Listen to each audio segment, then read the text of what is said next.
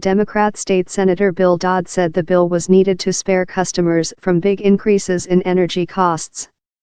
Without it, ratepayers will be left holding the bag and communities will needlessly suffer, he said. The fires killed 46 people in blazes across at least 245,000 acres, including subdivisions in the city of Santa Rosa. In California, utilities are responsible for fires traced to their equipment whether or not they are complying with regulations.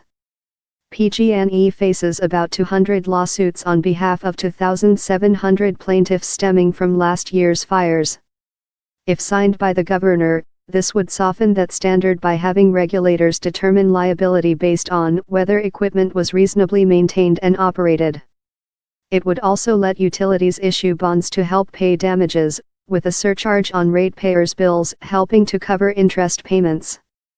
Critics say the legislation is a bailout. But Dodd, who led the legislation, has said another bankruptcy by PG&E could be worse for ratepayers than a surcharge on their bills. PG&E faced bankruptcy during California's energy crisis in 2001, emerging 3 years later with customers left to pay higher rates to help repay $13 billion owed to creditors. A second bankruptcy could potentially lump victims of last year's fires in with PG&E's creditors, casting uncertainty over the timing and size of recoveries.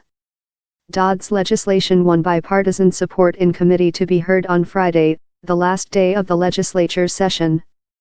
Consumer advocates have lobbied strongly against the bill. PG&E said it would not be financially sustainable without changes to state policy. PG&E reported second quarter net losses of $984 million, compared with net income of $406 million a year earlier.